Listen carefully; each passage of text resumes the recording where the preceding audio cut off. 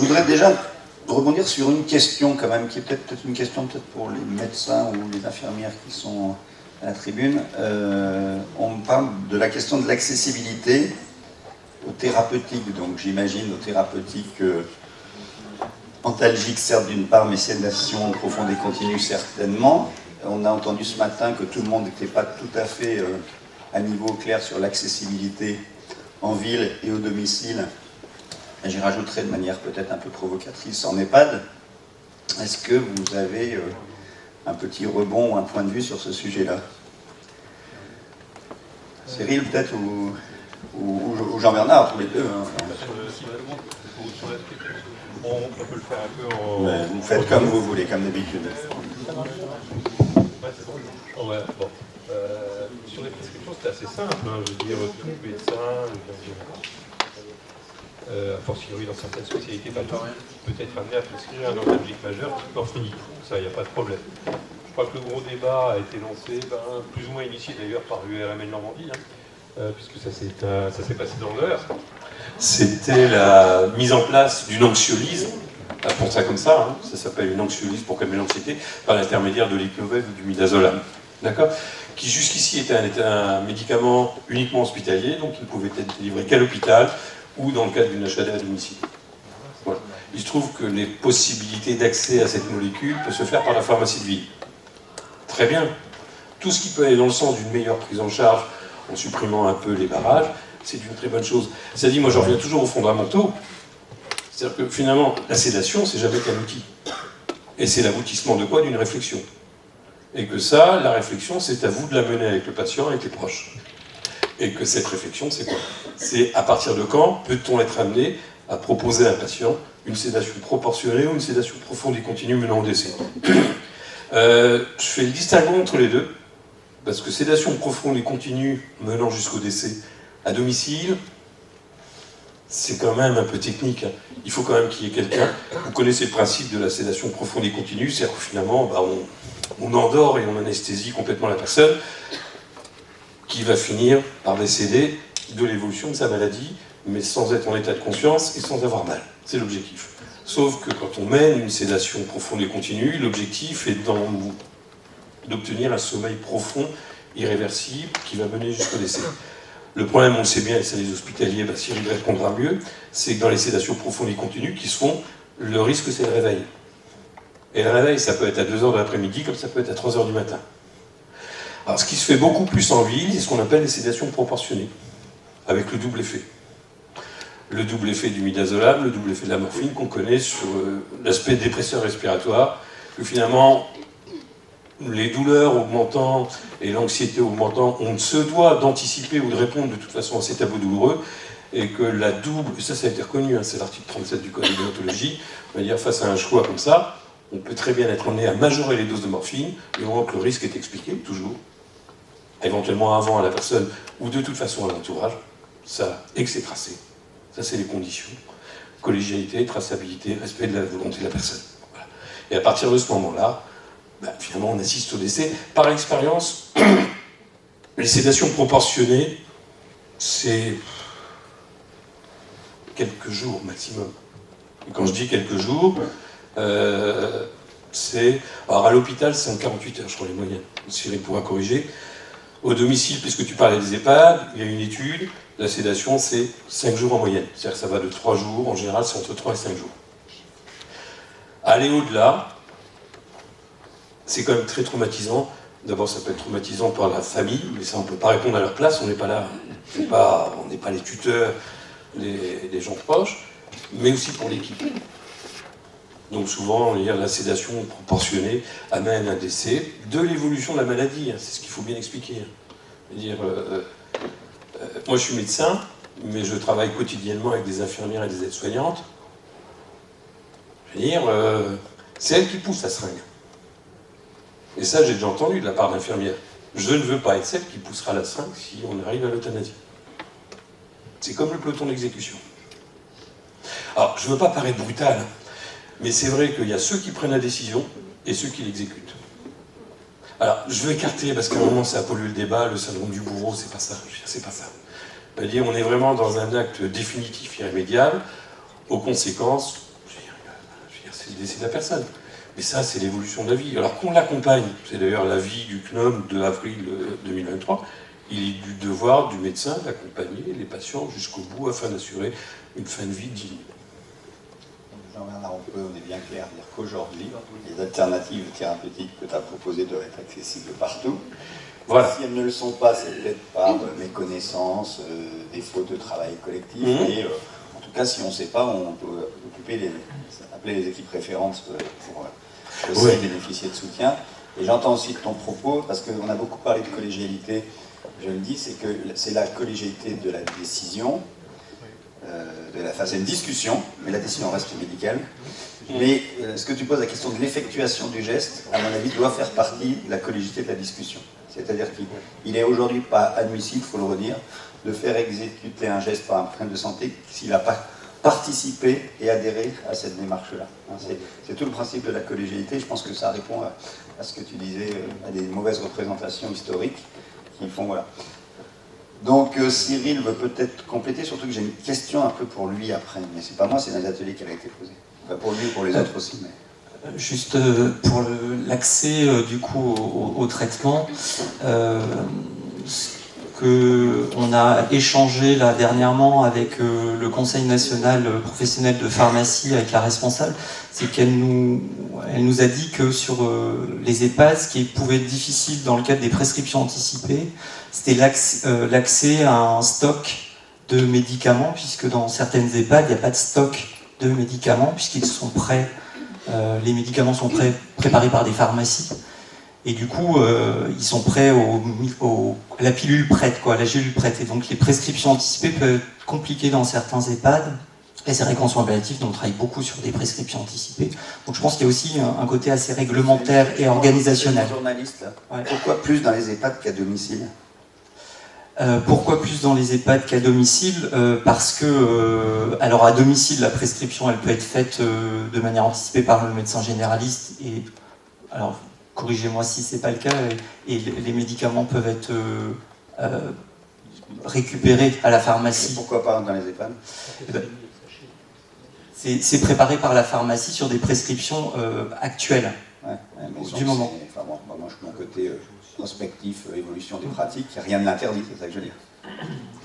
C'est sur des organisations. Après, moi, je ne connais pas bien les. Je ne sais pas s'il y a des gens qui peuvent être. Je ne sais pas si c'est des choses que vous vivez. Je rappelle que l'achat que les EHPAD sont considérés comme un domicile, qu'on peut ramener sur prescription des médicaments dans les EHPAD, et que donc c'est des questions d'organisation. On a des stocks tampons pour la morphine, mais moi j'ai compris que le midazolam, la morphine, on a des stocks tampons aussi bien sur des formes injectables que des comprimés, mais le midazolam, je ne sais pas, Jean-Bernard, je croyais qu'on n'avait pas le droit d'avoir de midazolam injectable en stock tampon, mais je ne sais pas d'où ça vient. Jean-François. Effectivement. Pour midazolam, je crois qu'il n'y a pas de stock tampon, mais dans mon expérience personnelle, il y a 2 ou 3 ans, donc vous voyez, c'était bien avant que ça soit autorisé en pharmacie. Quand j'avais besoin de midazolam, j'allais en chercher, je faisais la prescription, j'allais en chercher à la pharmacie hospitalière. Et jamais ils ne me l'ont refusé. Alors c'était une prescription un peu bidon, parce que je mettais une victime supposée qui allait bénéficier de cette prescription, qui peut-être concernerait un autre, et ainsi on avait une réserve. Ni l'ordre, ni personne ne t'a entendu, parce qu'on va dire que tes propos étaient teintés de bienfaisance, et que si tu t'étais retrouvé dans les tribunaux, tu aurais certainement été acquitté. Voilà. Non, mais juste, on va passer à la question suivante, mais pour dire, voilà, c'est aussi l'intérêt d'une journée comme ça, c'est de se dire, voyez, on pointe un problème qui, selon moi, mais je n'ai pas l'expertise au type que vous, mais un petit peu quand même, c'est une question souvent d'organisation, de changement de pratique professionnelle, alors que les gens ont des mauvaises représentations en disant c'est interdit, on ne peut pas. Souvent, le constat est que c'est on peut, mais il faut adapter les pratiques et les organisations. Alors chacun va rentrer dans ses maisons, dans ses EHPAD, donc ça, et puis mettra ça au travail.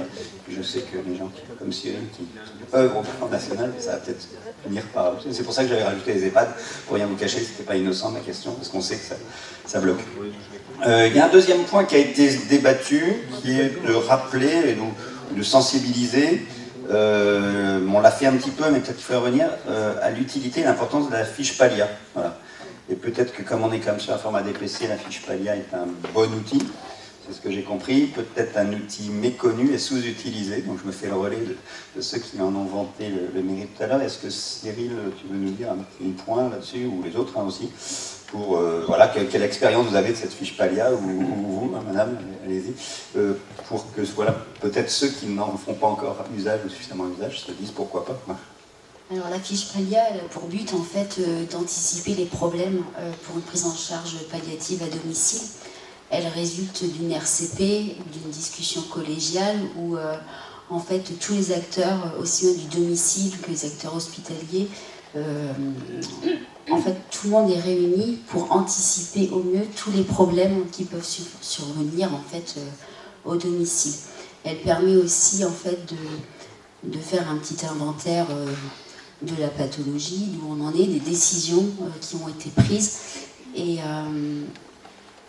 lorsque le problème survient, quand on appelle le SAMU directement, en fait, sur le logiciel, on a un petit logo qui s'affiche et on sait que ce patient est en situation palliative, en fait. Donc souvent, l'appel au SAMU, il se fait parce qu'il y a un moment de panique, en fait, un moment de flottement, parce qu'on a beau tout anticiper, quand le patient se met en détresse respiratoire, ou enfin, quand ça devient vraiment très corsé, et ben forcément, il y a un moment de panique, un moment de latence, et on a recours au 15. Et des fois, on peut même voir des familles qui changent tout de suite, il faudrait presque lancer une réanimation. Et en fait, cette fiche, ça permet de discuter, en fait, de rediscuter du projet qui a été écrit avec le patient également. Donc le patient, sa famille, et tous les acteurs du domicile et les acteurs hospitaliers. Je vais faire mon étudiant en médecine, ça va me régénérer. Du coup, tout le monde peut la remplir, cette fiche Palia. Qui est-ce qui prend l'initiative de dire je la fais, et qui la remplit, et qui la trace, et qui la met en lien avec le SAMU? Alors en fait, moi je vais parler de ce que je connais, c'est la pédiatrie. Donc nous, dès qu'un enfant est en situation palliative, et que le souhait est d'accompagner sa fin de vie à domicile, à partir du moment où on arrête les traitements, avant la sortie de l'enfant, on rédige, en fait, on se réunit et on rédige cette fiche nous on appelle SAMU Palia, mais fiche urgence Palia, c'est la même chose. Donc en fait, souvent elle est écrite lors de l'arrêt des thérapeutiques, quand le patient souhaite retourner à domicile.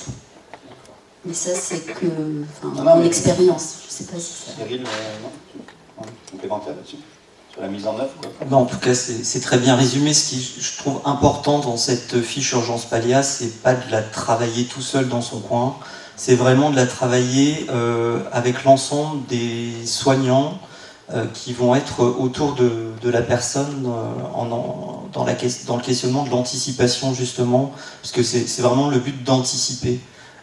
Et ça nécessite beaucoup de temps de réflexion, à mettre aussi à la connaissance du patient et de la famille de cette rédaction de fiche urgence Palia, et de la mettre à disposition au maximum auprès des soignants qui vont intervenir à domicile. Alors parfois, ça peut être un peu compliqué sur certains logiciels, dans certains SAMU, de récupérer, d'avoir directement en connexion cette fiche urgence Palia. Donc faut s'assurer un petit peu de la coordination et après des échanges de cette fiche autour de tous les intervenants. Ce qu'on peut dire, c'est parce qu'on croise souvent, toi et moi, les acteurs du SAMU qui sont à côté de nos services. L'idée, c'est de se dire que toute personne qui appelle le SAMU devrait avoir la fiche Palia quelque part aussi à portée de main, sauf à une exception près. Je fais exprès de poser la question des proches, parce que des fois, il y a aussi l'appel des proches. Donc si la fiche Palia n'a pas été transmise au SAMU, que c'est les proches qui appellent, on a un petit trou là, dans la raquette. Voilà. Je veux dire, par contre, quand c'est un professionnel, je reviens à la question aussi des EHPAD qui serait amené à appeler, le SAMU, c'est bien que cette fiche soit quand même à disposition du plus grand nombre. Je le dis parce que je fais partie de ceux qui pensent qu'il faut faire en l'espèce exploser un petit peu la notion de dossier médical et de rappeler, c'est pour faire le lit de revendication des usagers, de parler de dossier de soins, c'est-à-dire que cette fiche Palia nous a été rapportée qu'elle n'était pas des fois à disposition du personnel de nuit d'un EHPAD, y compris, je pose le débat, un personnel administratif par exemple. Donc on dit elle est importante, on dit qu'il faut la remplir. Moi je fais partie de ceux qui disent que c'est un droit fondamental du patient qu'elle soit transmise, donc il faut s'assurer qu'elle soit 24 heures sur 24 accessible. Après pareil, je renvoie aux organisations internes. mais je ne pense pas qu'on soit dans une violation du secret médical quand il s'agit de l'intérêt du patient et que cette pièce est indispensable à sa prise en charge. Voilà, je fais bouger les lignes. On a le droit de pas être d'accord avec Grégoire Montel, c'est souvent le cas, puis quelques années après. Avec mon immodestie, les gens sont d'accord avec moi. Puisque je suis, je ne vais pas me refaire. Alors justement, on a une question importante après, qui a tourné autour de définir la place de chacun dans la procédure collégiale. Alors c'est assez large, mais on a quand même vu qu'il y avait différentes façons de faire de la collégialité. Est-ce que chacun vous avez un petit mot sur la collégialité? J'ai fait mon laïus de tout à l'heure, à une époque c'était que les médecins entre eux, après ça s'est élargi. Donc, et puis dans la question, est-ce qu'il faut intégrer les familles à la collégialité? Voilà, c'est ce qui ressort des ateliers. Est-ce que vous avez comme ça, chacun autour de la table, une petite idée? Je voudrais voir. Tous les deux, bah ouais, franchement, vous allez voir faire Yves, et puis après on donnera à Jean-François. Oui, sur cette collégialité, ça a été abordé effectivement dans un des ateliers. Nous, on pense effectivement que la famille doit faire partie de la décision et de la réflexion collégiale qu'il y a autour du patient, la famille ou le patient lui-même s'il est en état. Se poser la question, et je n'ai pas de certitude non plus là-dessus, j'ai une préférence, de savoir à quel moment et dans quel timing on va intégrer la famille dans la réflexion. L'idée notamment des soignants, c'était de dire, ouais, mais attention, si dans l'équipe de soignants, il n'y a pas d'accord sur la décision, on risque de se mettre en porte-à-faux vis-à-vis de la famille. Bon, moi, je serais plutôt partisan que les médecins se tuent entre eux d'abord, et que celui qui reste vivant vienne exposer la solution finale avec tous les bons arguments au patient. Mais il faut que le patient soit dans les décisions, ça c'est clair. Enfin, le patient ou son représentant ou sa famille désignée. Je ne conçois pas un système, en plus, alors là, avec ma casquette de défense du droit des usagers, qu'on prenne une décision par-dessus l'épaule d'un patient sans qu'il soit mis dans la course. Alors je sais bien, c'est des révolutions comportementales du monde des soignants, mais il faut qu'on y arrive. Je pense qu'il n'y a pas de mal à ce que ça se passe dans ce sens-là. Jean-François? Oui, alors mon expérience de la collégialité relève surtout de ma période de médecin d'EHPAD et non de la période de médecin hospitalier. Donc en EHPAD, nous avons eu plusieurs fois des réunions collégiales qui réunissaient toutes les instances soignantes, enfin tous ceux qui s'occupaient du patient.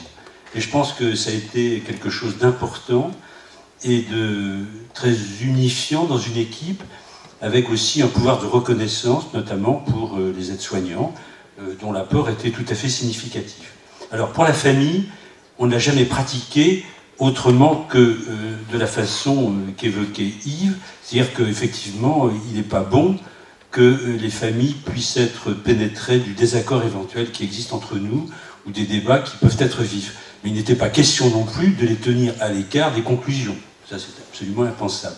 Alors, nous avons eu des réunions collégiales qui, dans le même temps, comportaient la présence de tuteurs, parce qu'on estimait que les tuteurs, à leur demande, et qui voulaient y assister, mais qu'il y avait quand même une certaine distance qui n'était pas la même qu'avec les familles. On n'a jamais eu de réunion avec famille dans le même temps. Les réunions collégiales, alors la difficulté, me semble-t-il, est impérative.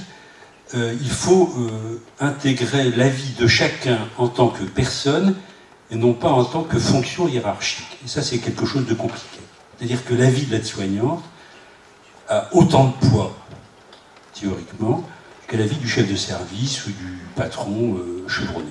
Et ça, je pense que c'est très difficile à mettre en œuvre et qu'il faut œuvrer sûrement à une chronologie de la prise de parole. Parce que si le patron qui sait tout, il y en a quand même quelques-uns qui savent beaucoup de choses, mais pas tous, eh bien, prend la parole, les autres sont ensuite un peu inhibés et auront une parole de moindre poids. Je crois qu'il faut veiller, vraiment, c'est le poids de la personne qui compte, plus que le poids de la compétence supposée.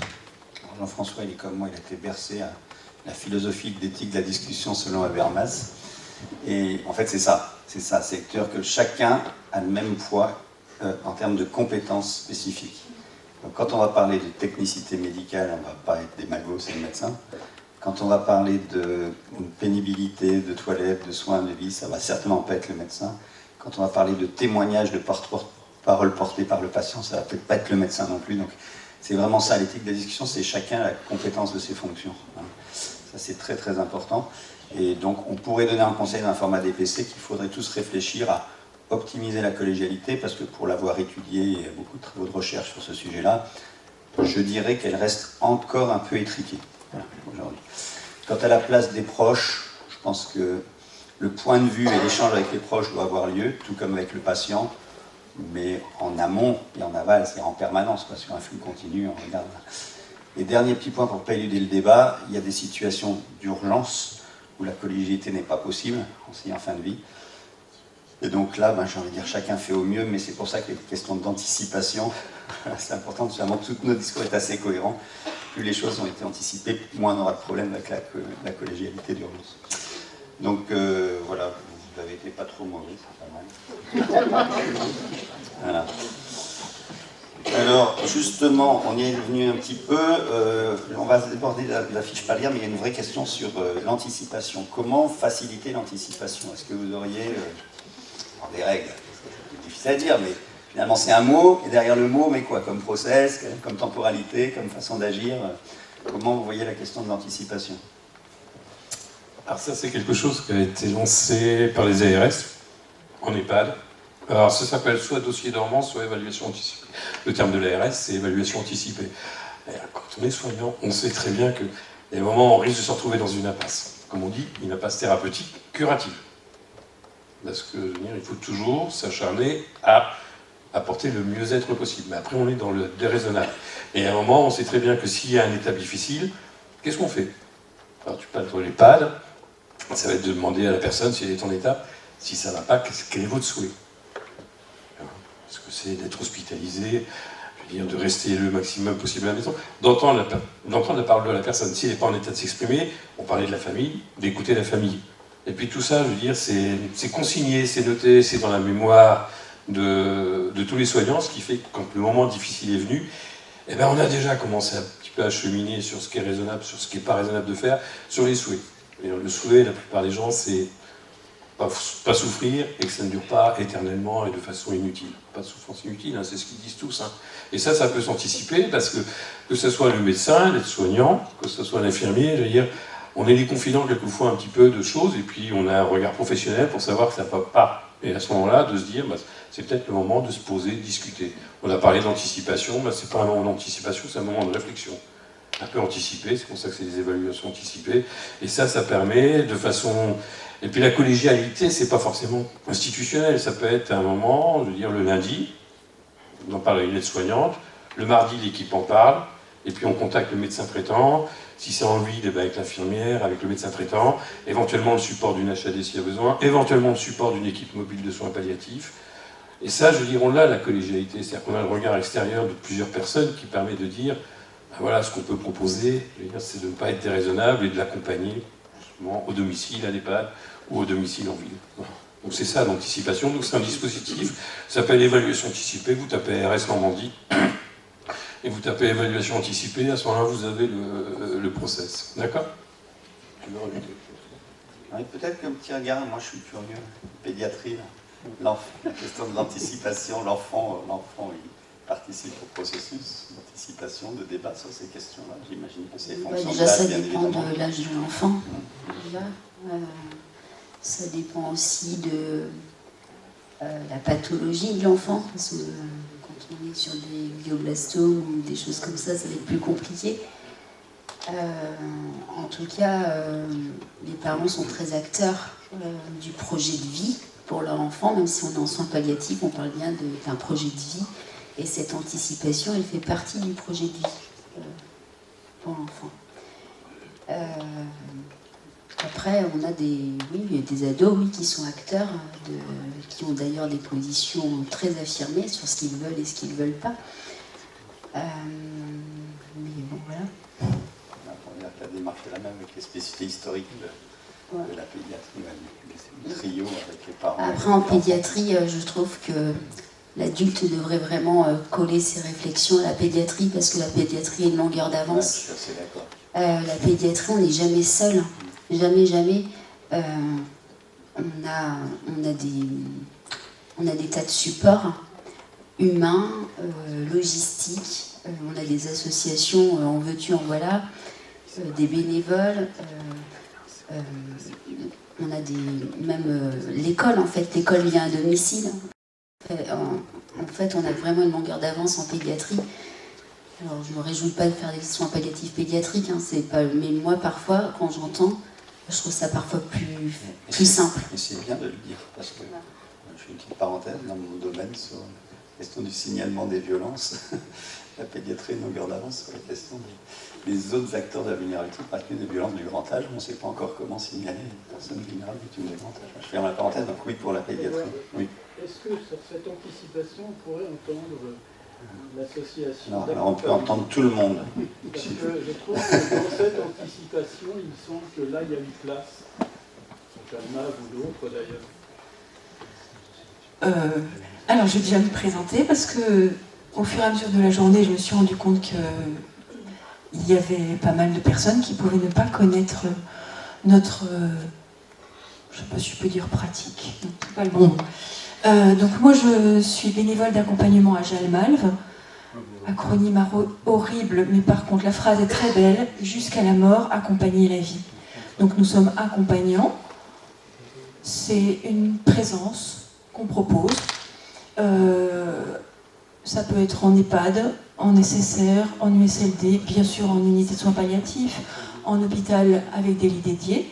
Donc nous, on est Jalmalve Calvados, on est sur Lisieux, Ponto-de-Mer, Falaise, Saint-Pierre, Le Breuil, Le Sap, j'en oublie. Mais il y a d'autres associations de bénévoles, bien sûr. Il y en a une ici à Caen qui s'appelle la SPEC. Et donc, nous, on est là déjà pour dire la solidarité, pour dire que la personne est une personne et pas un malade. Et on la rencontre dans une forme de gratuité, je dirais, qui est, je pense, précieuse, peut-être pour ça que je le fais. C'est qu'avec le personnel soignant, les personnes sont dépendantes de vous, quelque part, sont aussi dans une vision souvent à vous mettre un petit peu là-haut, hein, un petit peu du côté des personnels sachants et ayant une forme de pouvoir. Avec la famille, eh bien, c'est souvent la protection qui joue, malheureusement. Je dirais malheureusement parce que ce que je remarque souvent dans les accompagnements, c'est que les personnes en fin de vie protègent la famille en ne parlant pas de la mort, en ne parlant pas des choses difficiles, et la famille protège la personne en fin de vie. Et du coup, il loupe quelque chose qui serait possible et qui serait bénéfique pour tout le monde, c'est de se parler vrai. Alors, avec nous, il n'y a pas d'enjeu. Il n'y a ni d'enjeu médical, ni d'enjeu de pouvoir, ni d'enjeu de protection. Donc ça permet parfois des choses, et puis parfois pas, hein, et on fait comme on peut. Mais je réfléchissais en venant... Alors je m'excuse, je ne réponds pas à votre question, parce que je n'ai pas bien compris. En fait, comment elle pourrait... Dans ce processus d'anticipation, est-ce que, effectivement, les accompagnants qui sont hors du système de santé peuvent avoir un rôle à jouer pour accompagner, hein? L'anticipation, c'est commencer à un certain moment et accompagner peut-être, le cible de votre association le montre, accompagner jusqu'au bout. Donc, comment vous vous insérez là? Oui, nous, on peut... une des possibilités, c'est-à-dire les personnes auprès desquelles on va aller, on va se proposer, vont définir si elles veulent nous voir ou pas, hein, bien sûr, et elles vont voir comment elles vont nous utiliser. Donc ça peut être de façon très variée, ça peut être nous utiliser pour parler à la famille, ça peut être juste passer le temps, ça peut être des discussions importantes, ça peut être parfois même des révélations, on va dire. Voilà, ça peut prendre des tonnes de formes, et on est là bien sûr pour les familles aussi, hein. Et une des formes que ça peut prendre, en réponse à votre question, Une des formes que ça peut prendre, c'est qu'on peut être aussi tiers par rapport au personnel soignant. C'est-à-dire, j'ai le souvenir d'un monsieur, justement, à propos de la question de l'euthanasie, qui s'est réveillé. Alors, nous, on ne connaît pas les tenants et les aboutissants médicaux, puis en plus, moi, si je les connaissais, j'y comprends rien. Donc, c'est vite vu. Et donc, j'arrive et ce monsieur me montre son ventre et me dit « Regardez, ça vaut plus le coup ». Je comprends qu'il vient de se réveiller, qu'il y a eu quelque chose qui s'est passé et que d'un seul coup, il est face à une très grande dégradation qui est insupportable pour lui. Donc il me parle de son désir de mort. Et puis, que j'entends bien sûr, on en parle ensemble. Et puis, moins de 10 minutes après, il me dit qu'il aimerait bien marcher. Désir de mort, désir de vie. Hein. Et je trouve que voilà, cet exemple que j'ai là montre bien la difficulté de qu'est-ce qu'on entend et comment on déplie les demandes, quelles qu'elles soient, et notamment si c'est des demandes de mort ou d'euthanasie. Et dans cet exemple-là, je discute avec ce monsieur et j'apprends qu'il a passé une mauvaise nuit mais qu'il n'a pas osé appeler les infirmières. Et après, je lui dis, mais vous avez envie de marcher, mais peut-être que c'est possible. Enfin, moi, j'y connais rien, mais il me semblait que c'était peut-être possible. Et il me dit, mais je vais pas déranger. Et donc, j'ai dû insister 2 fois auprès de ce monsieur. C'est sûr que s'il avait réitéré le fait qu'il ne voulait pas, je n'en aurais pas parlé au personnel soignant. Mais je suis revenue 2 fois dessus. Et la deuxième fois, je dis, mais vous êtes vraiment sûr que vous ne voulez pas que j'aille en parler à une infirmière? Peut-être que c'est possible, peut-être que ça vous ferait du bien. Il a fini par me dire oui, j'en ai parlé à l'infirmière. L'infirmière, alors en 5 minutes, là, il fallait sauter sur l'occasion. Alors là, l'infirmière, elle est arrivée avec le déambulateur et j'ai vu monsieur marcher dans le couloir avec un grand sourire, quoi. Donc, à cet endroit-là, nous, on peut être dans... peut-être faciliter la parole relayer la parole des personnes malades et voilà, faire des va-et-vient parfois avec le personnel soignant. Finalement, Anne, c'est pas, même si la question d'Alain était pertinente, c'est pas que sur la question de ces patients, quoi. C'est dans le parcours global de prise en charge que vous êtes un interlocuteur relais. Et je le redis parce que je suis l'association depuis un certain nombre de temps. Il faut se rappeler que dans ce pays, il y a des gens seuls qui n'ont pas de proches. Et que, c'est bizarre, vous ne l'avez pas dit, c'est quand même un vrai sujet. Le bénévole a aussi cette place essentielle par rapport à des gens qui sont hospitalisés dans la solitude, et sans porter de jugement sur les familles, simplement parce que les modes de vie des familles font que les gens sont loin, à distance. Voilà. Donc, quand vous disiez une présence, c'est vraiment ça, quoi. Oui, mais je suis tout à fait d'accord avec vous, mais je vais le relativiser parce qu'effectivement, quand on veut faire quand on veut devenir accompagnant, on a ce désir. Enfin, je parlais en globalité évidemment, mais on a globalement ce désir d'être là pour l'autre et d'être là pour l'autre au moment difficile et notamment que l'autre ne soit pas seul. Mais moi, j'ai le souvenir d'un monsieur qui était seul, qui n'avait aucune visite et qui n'a jamais voulu de visite. Hein. Donc voilà. On est d'accord aussi. Voilà. Mais je vais finir. Mais c'était pour un peu, parce que comme je suis un peu comme Yves là, moi je suis un peu défenseur. Objectivement, dans les systèmes de soins, dans nos habitudes, on oublie les acteurs relais. Enfin, on y reviendra tout à l'heure sur la question de la spiritualité. Hein. Il faut être agnostique soi-même ou religieux soi-même, la question n'est pas là.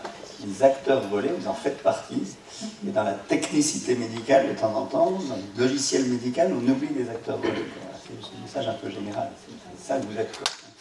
Voilà, et donc c'est important que au moins tous vous ressortiez en sachant que ça existe. Hein. Il y a des associations, de même qu'il y a des associations d'autres. Et je voulais finir de donner l'exemple de ce monsieur, parce que ce monsieur a réitéré sa demande d'euthanasie. Donc on lui a parlé de la SLA, bien sûr, et ça a été travaillé avec toute l'équipe. Et le fait qu'il y ait une décision collégiale lui a permis de se rendre compte que son désir, il était mêlé.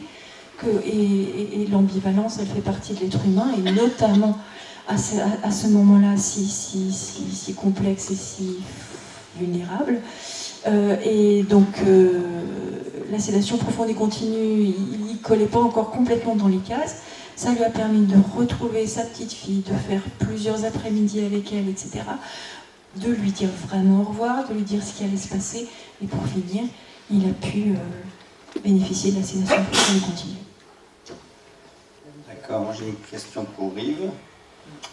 Oui. En fait, quel est le point de vue d'un représentant d'usager, de patient, quand finalement le patient ou les proches ont le sentiment que l'équipe médicale ne va pas dans le sens de la demande formulée par le patient?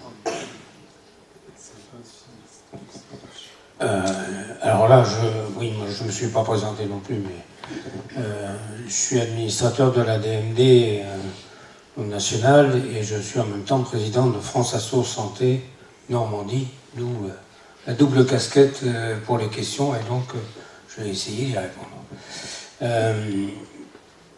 C'est souvent par manque, probablement, manque d'échange entre les soignants et la famille, qui soit mal interprété une décision, soit n'a pas compris, parce que pour comprendre le langage des spécialistes, il faut avoir fait Bac plus 20. Donc c'est souvent effectivement soit une volonté du patient mal exprimée, et forcément pas bien interprétée par les soignants, donc c'est normal qu'il puisse y avoir des hiatus. Et puis, peut-être que la solution n'était pas faisable, parce que quand on parle, et voilà, cette personne a demandé l'euthanasie, puis après, 2 jours plus tard, il ne demandait plus. Mais bien sûr, à force de lui dire qu'en France, c'est pas légal, c'est pas possible, à part des bonnes âmes qui se dévouent pour pratiquer l'acte, c'est normal qu'ils disent, puisque c'est pas possible, je ne demande plus. Mais c'est pas pour autant que sa volonté profonde lui échappe et qu'il ne reviendra pas à la charge là-dessus. Généralement, les gens qui sont convaincus, ils le sont jusqu'au bout. Alors effectivement, ça encourage à la communication des informations, aux échanges, mais on va nous dire manque de temps, manque de personnel, etc. D'où l'intérêt de médiateurs comme peut-être les infirmières, sûrement les associations comme Jalmav, il n'y a pas de souci, qui ont un rôle majeur à jouer là-dedans, de facilitateurs pour éviter qu'il y ait un conflit ou une mauvaise interprétation. Parce qu'il n'y a rien de plus détestable que de dire ou de laisser supposer que les médecins n'ont pas fait le nécessaire pour sauver la vie d'un proche, alors que c'était pas possible, probablement, sûrement d'ailleurs, ou qu'il y a eu un défaut d'expression de la volonté du patient. Voilà, moi, je ne sais pas si ça répond à ta question. Oui, mais tu restes politiquement correct, parce que moi je suis animateur dans le débat public.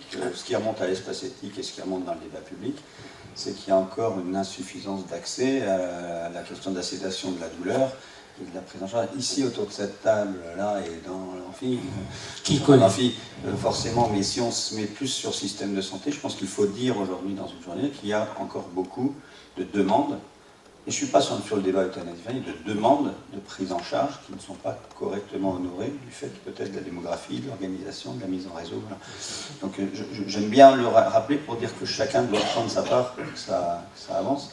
Ça a été dit indirectement sur la question des chiffres de Mathilde Paglia, quand on dit 100 000 besoins couverts pour 300 000 à couvrir. Voilà. Et puis on est dans une région où il y a beaucoup de gens de l'Orne là ici à chaque fois.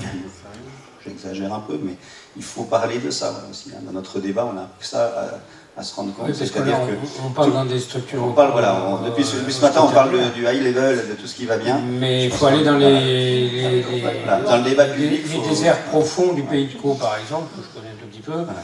Et là, on n'a pas le même sentiment de prise en charge et d'être écouté. Voilà, c'est les infirmières des associations de soins palliatifs à domicile qui essayent déjà de gérer leur structure, qui ont du mal bien souvent. Moi, je les ai interrogés, ils me disent mais on n'a pas le temps de s'occuper d'eux. C'est ça le problème, c'est qu'on n'a pas les moyens de s'occuper d'eux, de les détecter, de faire de la prévention. Et ça, je reviens à mon idée que par le système peut-être d'IPA qui serait à l'écoute de l'évolution physique, pardon, les infirmières, qui serait peut-être à l'écoute à l'occasion d'une visite de routine de ce qui se passe chez un patient, pourrait détecter assez rapidement, là aussi, et signaler et alerter. Mais tout ça, c'est à mettre en place, c'est à des formations. Il a fallu que je te relance pour qu'on arrive à la réponse que je voulais, c'est-à-dire qu'on a des besoins de repérage, de mais prise en c'est charge. pour le plaisir que tu m'en lances. Voilà, c'est ça.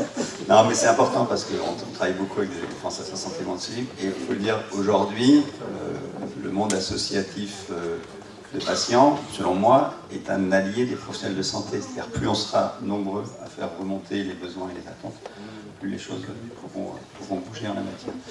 Après, vous avez vachement travaillé dans les ateliers quand même. Je voudrais qu'on revienne, parce que il me semble que c'est un élément important. Là, moi, j'ai fait le volet des patients, mais je pense qu'il faut revenir à cette question de la souffrance des soignants. Ça a été évoqué plusieurs fois dans les ateliers. Et notre collègue a parlé de la Belgique, en disant que même quand on réalisait, quand on rentre chez soi, il y a des choses à faire. En fait, moi, je fais le béotien. Qu'est-ce qu'il existe réellement? Voilà. Où est-ce que c'est à bâtir? Où est-ce qu'il existe réellement des moments de débriefing, des moments où on pose ses bagages, des moments où est-ce que... Voilà. Moi, je me rappelle d'un de mes anciens amis, Pierre Canoui, à Necker, qui était le psychiatre dédié à l'équipe de néonat en pédiatrie pour accompagner l'équipe. C'était un psychiatre dédié à l'accompagnement de l'équipe. Je ne sais pas, Cyril, ou en pédiatrie, je pense que la pédiatrie a une expérience, puisque je viens d'en citer une. Mais non, c'est important aussi d'avoir ce volet de comment on pourrait s'organiser. On parle de groupements professionnels, on parle de tout ça. Dans les politiques publiques, on n'entend pas trop dire il y a quelque chose pour les soignants, quoi. Alors, encore une fois, nous en pédiatrie, on est très bien. C'est pour ça que vous avez été invité. Très bien logés en fait. On a un psychologue de l'unité donc au pédiatre qui est dédié aux soignants, oui. Et on peut le solliciter à n'importe quel moment. Et c'est là où je dis que la pédiatrie a vraiment une longueur d'avance sur la prise en charge de l'adulte en fait. Donc, alors Cyril, je te donne la balle. Pardon ? Je te donne la balle. Qu'est-ce que tu aurais envie de faire ou de développer, ou qu'est-ce que tu fais déjà, parce que tu fais déjà plein de choses. Pardon. En fait, nous, on a la chance dans les équipes de soins palliatifs, si l'on trouve le superviseur qu'on attend parfois pendant des mois, mais avoir des moments où on débriefe aussi autour de situations complexes, puisque les équipes de soins palliatifs sont là aussi pour les situations complexes. Donc nous, on a ce débriefing-là, et nous, notre rôle aussi, c'est d'aller faire du soutien d'équipe au sein des services, sur les équipes territoriales de soins mobiles de soins palliatifs. C'est un temps aussi qu'ils peuvent dédier aux libéraux, aux soignants, en organisant des réunions de supervision, en fait, ou des groupes de parole. Il y a plusieurs dispositifs possibles. Mais il est vrai que déposer ses valises dans des équipes où, déjà, quand on a l'impression de courir après le temps tout le temps, quand on n'a pas le temps, on se dit, bon, ça va pas forcément être facile. Et faut trouver aussi les bons interlocuteurs. Et je pense que c'est aussi cette souffrance des soignants, parfois un vécu très isolé des uns et des autres, parce que parler de sa souffrance en équipe, c'est aussi s'exposer. Et c'est pas forcément évident de s'exposer émotionnellement auprès de ses collègues. Donc il y a tout un travail à faire autour de cette question, et à mon sens, il n'y a pas assez de développement de ces espaces de parole pour les soignants. Dans des institutions aussi qui ne vont pas très bien, quoi. Jean-François qui veut compléter, je crois. Ça serait orgueilleux de ma part de dire que je complète, mais je voudrais dire quelque chose. Je pense que dans la médecine hospitalière au moins, l'aide aux soignants est tout à fait inexistante ou très insuffisante. Bon, j'ai été médecin hospitalier pendant environ 35 ans, chef de service pendant plus de 30 ans, et je n'ai jamais vu quelqu'un qui m'ait proposé de m'écouter pour savoir si j'avais une difficulté dans la gestion, dans la vie quotidienne. Ça, c'est jamais arrivé. Et je pense que c'est pourtant urgent que cela se développe depuis la crise du Covid. Parce qu'il suffit de considérer le nombre de soignants qui quittent leur fonction soignante, qui demandent une reconversion, ou qui demandent un changement professionnel total dans l'hôpital. C'est quelque chose de très important, et je pense que ça traduit une vraie souffrance qu'il faudrait prendre en compte.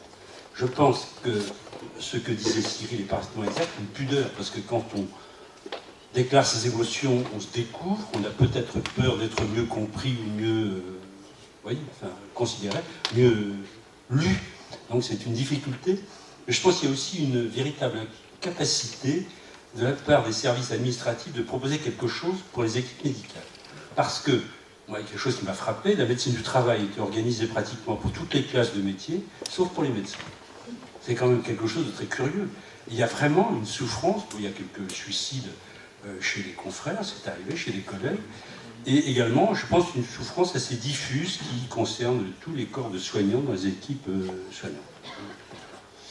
Alors, Jean-Bernard, c'est le médecin, l'homme, le représentant de l'ordre qui veut parler, parce qu'il y a des sujets derrière ça. Et puis, il n'y a pas, j'insiste sur le fait qu'il n'y a pas que les médecins. Hein, on va sortir un peu de l'ordre garant des bibles déontologiques. Dans l'émission de l'ordre, il y a l'entraide. Et dans l'entraide, je dis ça, on le sait. Alors, il y a Thibaut qui est là, Thibaut Raginel. Et c'est quelque chose qui est lancé en concertation, parce que, comme tu le disais, c'est vrai que le problème, le médecin malade, c'est un vrai problème. C'est un vrai problème. Alors, il y a le médecin malade, pour une pathologie organique, c'est pas toujours facile. Je parle pour les médecins parce que je ne connais pas les infirmières, hein, s'il y a des infirmières qui veulent réagir, et c'est pareil. Et donc, a été mis en place des associations, alors Imhotep pour la Seine-Maritime, et MO pour le reste de la Normandie. Je ne sais pas, Thibaut, tu pourrais peut-être en parler. Hein, parce que je pense que c'est quelque chose qu'il faut faire passer. Je veux dire, face aux difficultés qu'on peut avoir dans son exercice, il ne faut pas rester tout seul. D'accord? Donc si Thibaut, tu veux compléter mon propos, enfin, même le dire ce qu'il en est, parce que tu es l'expert. De toute façon, tu n'as pas le choix.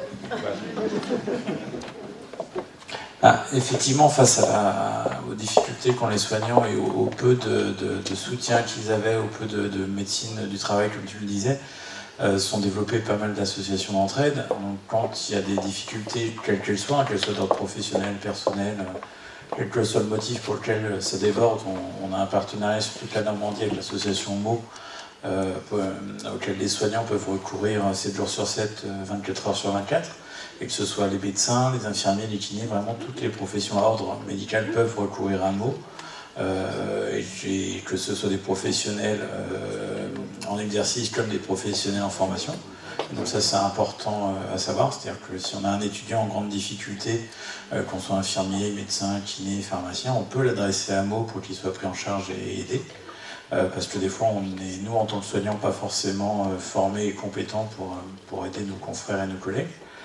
Et en plus, effectivement, il y a Imhotep qui travaille du coup sur un autre versant, qui va être plus le versant effectivement de prévention, de médecine de prévention pour les médecins, donc les former les médecins à aller repérer les autres médecins en souffrance, former les médecins à suivre d'autres médecins, d'autres soignants et être sensibilisés aux problématiques spécifiques des soignants médicaux et paramédicaux. Et aussi à essayer de mettre en place des consultations de médecine préventive type médecine du travail. Alors ça avait été fait par Imhotep il y a quelques années. Malheureusement, pour des questions de financement, ça n'a pas pu être pérennisé. Mais ça fait partie effectivement des âges de travail très importants. Et depuis le 1er janvier 2023, les professionnels de santé sont soumis à une obligation de recertification périodique tous les 6 ans pour ceux qui arrivent là sur le terrain et au bout de 9 ans pour les professionnels qui étaient déjà là. Et dans cette recertification périodique, sur les 4 axes de recertification, le 4e axe, c'est quand même prendre soin de sa santé pour mieux prendre en charge nos patients. Juste, donc, tu confirmes, je veux dire, qu'on soit soignant, c'est-à-dire infirmier, kiné, pharmacien, qu'on soit libéral, hospitalier, étudiant, tout le monde peut avoir accès à MO 7-7, 24-24. Comment on fait pour trouver les coordonnées de MO? Sur le site de l'URML. Ah, mais enfin, le site de l'URML, d'accord, mais c'est aussi, comme il a dit, pour les étudiants, pour les hospitaliers, pour l'URML, bien sûr, l'URML. Hein. D'ailleurs, ça a été fait. Je donne quoi, hein? Je donne une piste. Oui, mais voilà. 0608 282 589. Vous pouvez le noter, 0608 282 589. 0608. Il y en a qui en sont seulement à déverrouiller leur téléphone. J'ai le temps de deviner. Et sur le site de l'URL.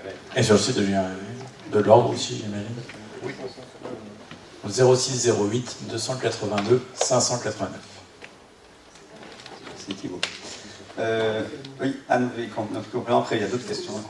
Oui, juste une petite aparté, en tout cas pour les associations de bénévoles d'accompagnement, il y a une formation alors ça dépend des associations, pour Jalmal, en tout cas nous, c'est une dizaine de jours et il y a un groupe de parole obligatoire tous les mois, justement pour ce travail-là. Des formations internes aussi au long de l'année, mais un groupe de parole indispensable.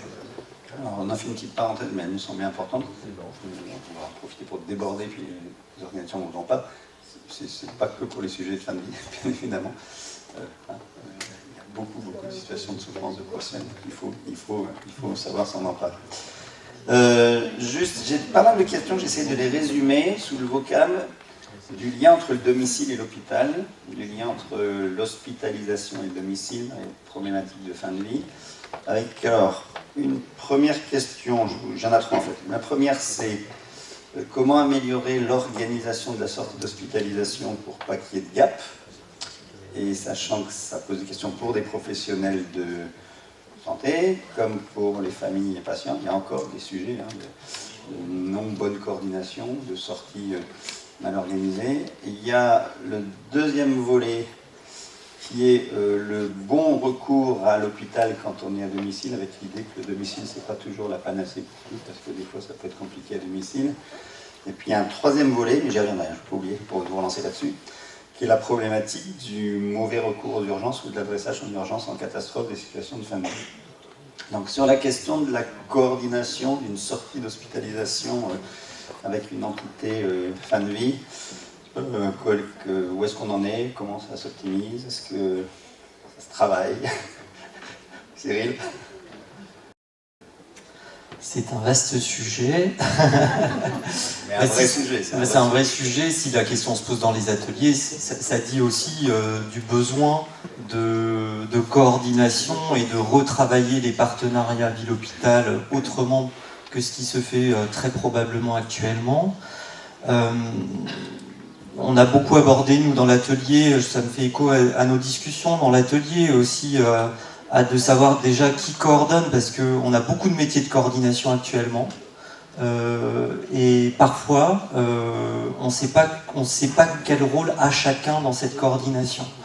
Donc de savoir de qui fait quoi et qui va appeler un tel pour lui dire ce qu'on a décidé ensemble pour la suite de la prise en soin avec le malade, avec la famille, ce qui a pu se discuter, je crois que c'est quand même une étape importante dans cette idée de coordination. En équipe mobile de soins palliatifs, moi qui ne fais que de l'équipe mobile de soins palliatifs, on a un rôle de coordination aussi. Quand on appelle une HAD, il y a un rôle de coordination.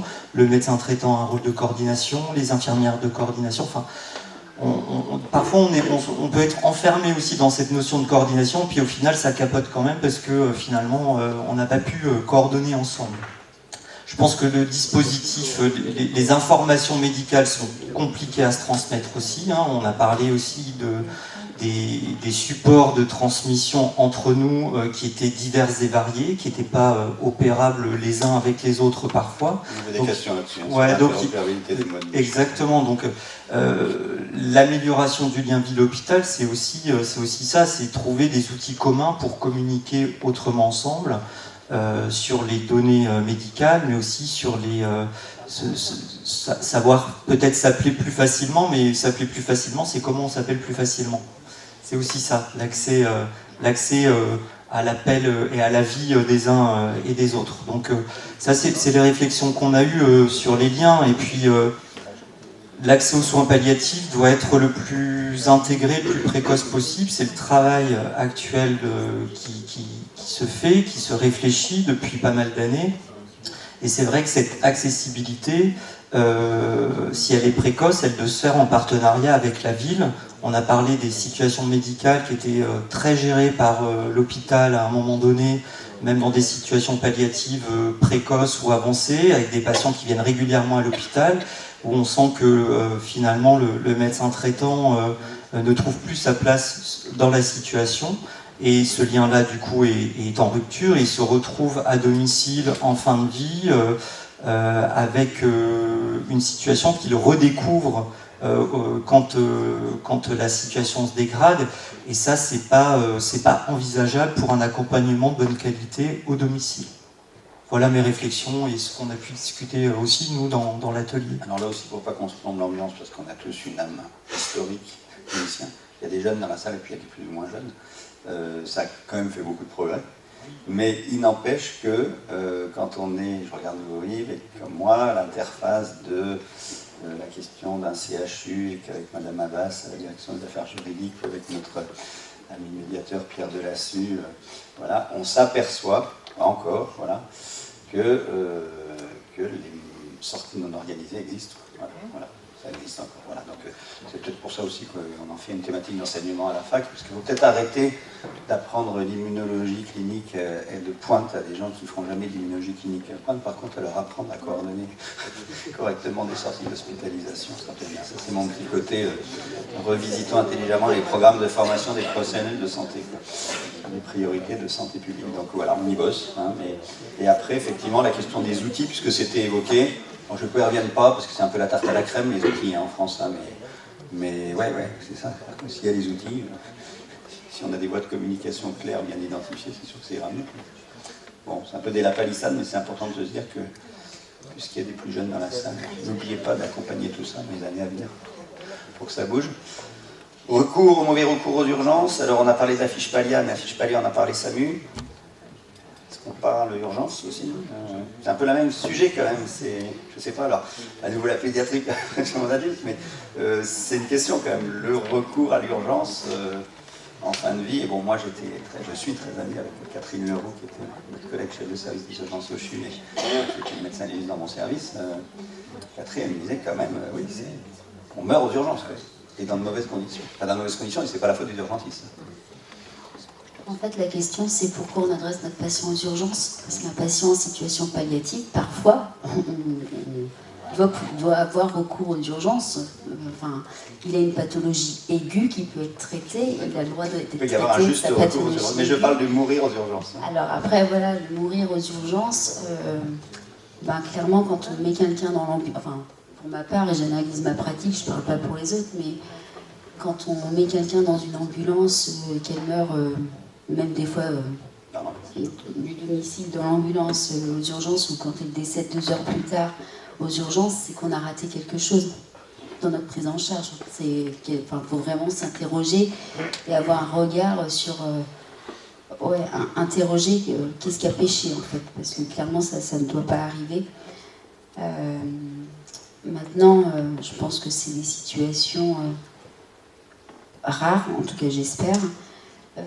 Et je pense que plus cette fiche urgence Palia sera faite, et plus on évitera cette situation, parce que quand on va appeler, il va y avoir toute une discussion, et des fois la discussion elle va permettre de poser le jeu, en fait, de réassurer, de réinterroger les volontés du patient, et de calmer tout le monde en fait.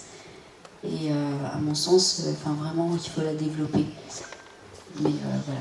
Je suis adulte, puis après je vais lancer le débat après mes collègues et les représentants des AG aussi, parce que je reviens aussi sur la question des EHPAD. Au plan national, c'est ce qui fait le lit aussi du débat sur la présence de temps infirmier 24 heures sur 24 dans les établissements. Voilà.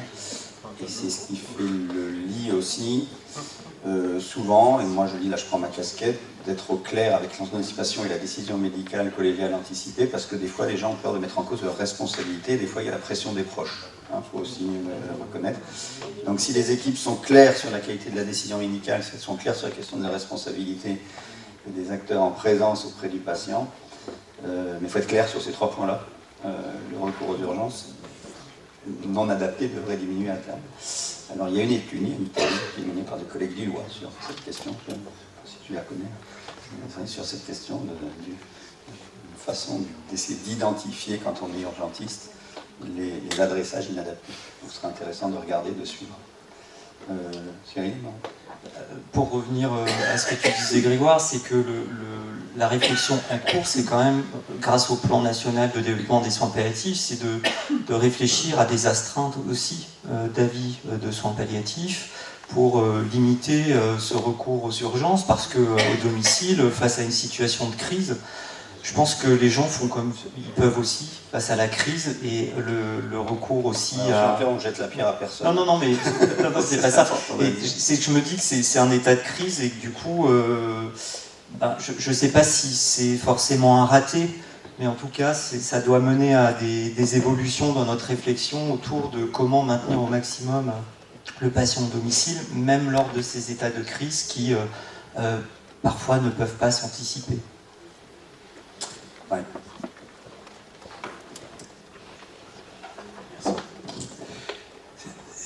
Je viens de lire, je recherchais la fiche Palia, et je suis tombé sur le site de l'ASFAP qui suggère de la mettre, on se posait la question tout à l'heure, mais qui suggère de la mettre sur le DMP du patient. Comme les services d'urgence, on l'a pas dit tout à l'heure, mais ont un accès en brise-glace, ça peut être une façon aussi de la rendre accessible. Vous parlez, madame, des fiches que vous faites. Je pense qu'on pourrait opposer un travail en équipe à un travail solitaire. Moi, je suis médecin, comme on aurait dit autrefois, médecin de campagne. Et ce qui soulève aujourd'hui, au-delà des souffrances possibles, une problématique, on vient d'être augmenté un tout petit peu, alors que ça faisait 6 ans qu'on était au même tarif de consultation. Autrement dit, on n'a pas eu, nos charges ont augmenté, je paye mon personnel plus cher, mais on n'arrive pas à faire le rattrapage. Et quand on flèche ainsi la médecine libérale, moi ce qui me permet de voir un patient, de dire je reviens le voir ce soir, c'est parce que je suis médecin libéral. Et la Sécu, dans ces cas-là, permet de facturer un deuxième acte. Si je le fais, c'est parce que je suis médecin libéral, ce qui, à mon avis, est quelque chose de très adapté au domicile. Et quand on flèche ainsi les augmentations, les fausses augmentations sur la médecine libérale, de toute façon, on ferme la porte. Ça veut dire que là, c'est un métier, moi j'ai l'impression, qui va disparaître. Ce qui est aussi une forme de souffrance, après tout. Et ça pose vraiment des problèmes. On peut faire des tas de choses au domicile en soins palliatifs dans la rusticité. Mais s'il n'y a plus de médecins libéraux, on ne le fera pas. Moi, je vois mes patients 3,3 fois en moyenne par an. Un centre d'agglomération à côté, c'est 1,8 fois. Ça veut dire qu'ils pourvoient les cabines téléphoniques et les services d'urgence. Autrement dit, on défend encore un certain type de travail, si vous voulez, et on peut ponctuellement s'accrocher sur un patient qui est en soins palliatifs. Pendant que j'ai le micro, il y a un truc que vous ne savez peut-être pas, c'est pourquoi le midazolam n'était pas en ville. C'est le laboratoire, vous le savez, c'est le laboratoire, je l'ai appris chemin faisant, c'est le laboratoire Roche qui en 1995 a refusé de le mettre en ville. Il a discuté avec la présidente de l'ASFAP et avec un vice-président qui était Jean-Michel Lassonnière. Il a expliqué pourquoi il ne voulait pas le mettre en ville. C'est parce que c'est une drogue qui est tellement maniable que c'eût été une drogue de soumission chimique et il ne voulait pas avoir de procès pour mésusage. Ce qui fait que ce produit a été connoté comme dangereux, alors qu'en fait, c'est bien un produit maniable, et le laboratoire qui l'a fait fabriquer le savait parfaitement. C'est tout, c'est anecdotique. Je sais parce que je connais l'historique, mais comme je suis un garçon des débats publics, j'essaie d'être équitable. Tout le monde était fautif à cette époque-là, y compris les autorités sanitaires. C'est le même débat historique que sur la morphine. C'est sous prétexte que des molécules pouvaient engendrer des dérives, on les a cantonnés à des sphères soi-disant plus sécurisées, hospitalières ou autres. Bon, voilà, c'est l'histoire. Aujourd'hui, on sait que ça a évolué, mais vous avez entièrement raison. Il y a des retards idéologisés et protecteurs, quoi, hein, de mauvais usage des médicaments. Mais pour ceux qui sont plus lycées, ça a été pareil avec le morphinique. Hein. À une époque, c'était... Rappelez-vous le carnet à souche. Quel niveau de suspicion que de nous faire le carnet à souche. Hein, heureusement qu'on en est sorti. J'ai une question très large, je ne sais pas, elle pourrait presque être une conclusion, mais c'est pas encore de la conclusion, puisqu'on va repasser les questions avec la salle aussi, hein, peut-être. Mais c'est marrant, je veux la lire quand même, parce que je crois qu'on y a répondu. C'est comment gérer l'imprévu. Non, mais on a parlé, parce que je ne vais pas dire l'anticipation, je vais pas dire... Alors, il restera toujours, bien sûr, des choses imprévues. Et comme ça a été dit, il y aura toujours des justes recours aux urgences, il y aura toujours des justes recours à l'hospitalisation, au domicile. Bon, voilà, mais c'était parce que la question m'a paru presque... Vous avez 4 heures, quoi. Donc, voilà. Alors, si on revient un petit peu sur le sujet directive anticipée, personne de confiance. Alors j'ai compris, parce que j'ai écouté Thibault, j'ai compris que pour nous tous, c'est compliqué de terminer le bon moment, le juste moment et tout. Mais là aussi, comme j'ai accompagné les débats sur l'évolution de la loi du 4 mars 2002, parce qu'elle va finir par évoluer cette loi, 22 ans. Je pourrais dire qu'elle est déjà certainement inadaptée sur certains points, c'était une loi de progrès, aujourd'hui elle devrait évoluer. Donc dans les évaluations, on s'étonne quand même encore du fait que les Français aient désigné à moins de 10% dans les situations les plus optimales une personne de confiance. Alors la faute à qui? Peut-être parce que c'est pas un bon outil, ou auquel cas c'est la faute à personne, mais peut-être qu'on doit quand même s'interroger sur est-ce que réellement c'est proposé, quoi. Suffisamment proposé, expliqué, voilà. Alors moi je suis pas acteur de médecine palliative, je suis acteur de l'accidentologie, moi. Le mauvais moment, hein. Mais on voit quand même les gens en réanimation, c'est pour ça qu'il n'y a pas de réanimateur là, mais les réanimateurs vous diront, la personne de confiance, elle doit concerner tout citoyen. Parce que c'est certes l'acteur de la fin de vie, et l'acteur de la fin de vie, malheureusement, ça survient aussi à 25 ans, ces jours en réanimation. Bon, je voudrais aussi qu'on rappelle un peu ça, parce que là, on s'est peut-être un peu enfermé dans des dimensions très médecine palliative, cancer, maladie digestive. Donc voilà, c'est juste pour... Les gens vont peut-être réagir, peut-être envisager, alors que c'est cette mise en commun d'un savoir qui est un droit des patients qui n'est pas totalement exercé, personne de confiance, c'est quand même un sujet. Après, forcément est venue directive anticipée, donc le débat est complexe. Là aussi, mauvais usage ou mauvaise conception d'un outil très nord-américain. Si Gilles et moi, vous avez fait une conférence sur le sujet, on vous aurait dit qu'on a certainement très mal transposé en droit français. Parce que les directives anticipées ont fait la preuve dans les pays anglo-saxons pour les patients atteints d'une pathologie grave, connue. Et les directives anticipées dans ce cadre-là, ça colle à peu près, parce que les gens, après un dialogue avec leur clinicien, savent où ils vont, parce qu'ils connaissent la pathologie, on leur a expliqué l'évolution, où ils se sont informés, comme l'a dit notre collègue. Mais les directives anticipées, de manière générique, très anticipées, sur si demain j'ai un AVC, si quoi que ce soit, on sait que ça ne marche pas parce que c'est inadapté. Voilà. Et là, le législateur s'est un peu trompé de cadre. Au moins, il aurait fallu faire deux cadres bien distincts. Mais j'aimerais avoir vos réflexions sur quand même l'appropriation et la diffusion de ces procédures. J'ose pas à nouveau évoquer EHPAD. Mais il y a aussi peut-être des choses spécifiques à penser. Plutôt que personne de confiance, c'est peut-être des conseils de famille. Enfin, il faut peut-être faire évoluer les concepts pour qu'on ait une meilleure appréhension de l'environnement du patient. Alors, je sais pas, Jean-Bernard, c'est un peu le bazar, mais c'est revenu. Personne de confiance directive anticipée, c'est revenu dans le débat. Donc, il faut en causer. Pédiatrie, qui ne fait pas de directive anticipée et qui n'a pas de personne de confiance, puisque les personnes de confiance, c'est les parents. Peut-être que les directives anticipées, elles sont peu écrites, parce que finalement, ça nous amène à s'interroger sur notre finitude. Et heureusement qu'on ne se lève pas tous les matins en se disant tiens, comment est-ce que j'aimerais mourir? Et c'est peut-être ça qui rend difficile l'écriture de directives anticipées, quand on est en bonne santé. Et à contrario, on a hyper envie d'avoir une traçabilité de la vie du patient. Voilà. Donc, c'était en introduction. Yves. Oui, on sent que les directives anticipées, c'est de plus en plus demandé par les soignants lorsqu'ils prennent en charge un patient. Du moins, ils s'en inquiètent parce qu'ils ont peur d'être en porte-à-faux par rapport à une volonté du patient. Mais ce qu'il y a, c'est que c'est un document, je pense, qui a été mal conçu, puisque la loi dit, en gros, vous prenez une feuille de papier blanc et tout va bien, vous marquez ce que vous voulez. Alors, il y a un modèle, il y a des modèles types aussi. Et, non, mais j'allais y venir. Et puis le modèle officiel du ministère qui fait 10 pages. Et là, on demande, en gros, sur quelle fesse vous voulez être piqué quand vous allez rentrer aux urgences. Entre les deux, effectivement, c'est très compliqué à remplir. C'est pour ça que nous, pour nos adhérents, on a fait un ACAT tout simple où il n'y a que simplement des grandes volontés. Mais plus on veut rentrer dans le détail des soins auxquels on veut ou pas suivre, ça devient très compliqué parce que le patient moyen, il est complètement inculte sur le fait médical. Il n'y a que les médecins qui pourraient rentrer trop dans le détail quand on n'a aucune pathologie déclarée. C'est quand même un peu perdre du temps. vous rappelle quand même qu'on est sur un document lié à la mort et que bon, on a peut-être mieux à faire que de perdre du temps là-dessus. Donc voilà.